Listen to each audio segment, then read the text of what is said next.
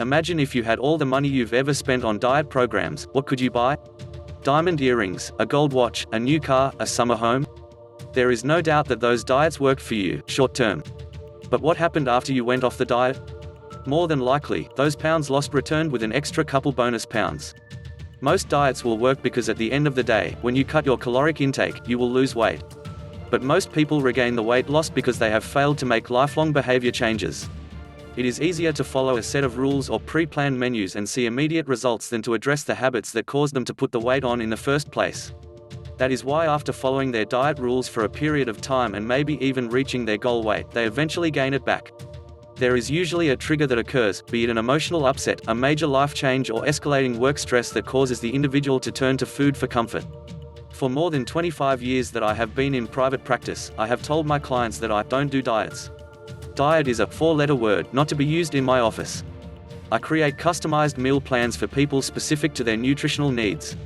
I counsel on behavior modification techniques and strategies and stress the need to change poor eating habits so they can maintain their weight loss forever. However, while I have had a high percentage of clients who have reached goal weight and have maintained it for many years, I noticed that many clients were in fact using the customized meal plan as just another diet or another set of rules of when and how much to eat. I realized there must be another way to help those individuals who have been struggling with overweight, obesity all their lives, going on and off every diet that hits the market. What I discovered is a concept called intuitive eating. Every individual is born with the natural instinct to know when they are hungry and need to eat and when they are satisfied enough to stop eating. Think of when your children were born.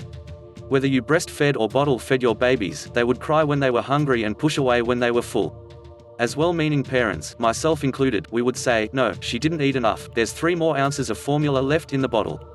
We would try to feed the baby more and the baby would push away again.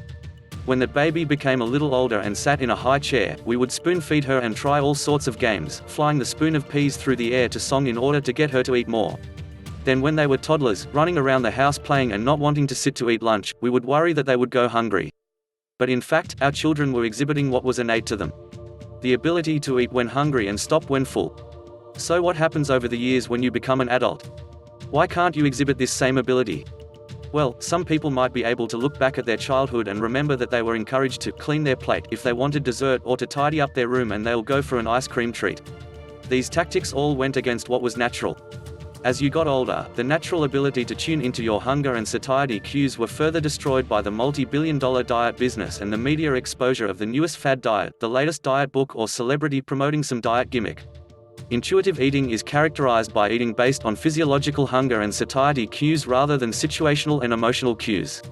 So simply said, you eat when you are hungry and you stop when you are satisfied. You do not eat because of boredom, loneliness, sadness, happiness, stress and anxiety. You do not eat because you are at a free buffet or because there are cookies on the conference room table. You do not eat mindlessly, munching on a bag of chips while watching television. You do not engage in conditioned eating behaviors, such as plowing through a bucket of popcorn at the movies because that's what you do at the movies, eat popcorn. You eat solely when your body's signals tell you that you are hungry and you stop when you are comfortably full. Every overweight person struggling to lose weight has this intuitive eater buried within them. The problem is that you have been looking for that magic bullet that will get the weight off now. So you try one diet after another, only to be disappointed when you regain the weight. You end up with very little trust in yourself, your body and the food you choose. I want you to know that you are not the one who failed. It's the diets that have failed you. So how do you become an intuitive eater? How do you reclaim what you were born with that will help you lose weight without ever going on another diet? Here are 3 ways to get you started. 1. Reject the diet mentality. Make a decision to stop dieting. Throw out all the diet books that you have, all the pre-printed menus from the magazines that you cut out and all the diet rules and diet foods that you have tried. Make a commitment to yourself that you will no longer be influenced by the media or the next diet that comes to the market, because if you let yourself be tempted again, it will prevent you from being free to rediscover intuitive eating. 2. Give yourself the unconditional permission to eat what you want when you want it. What happens when you deny yourself? When you crave a food but you don't allow yourself to eat it because it's not on your diet? At some point you give in to that craving and you typically overeat or even binge on this forbidden food.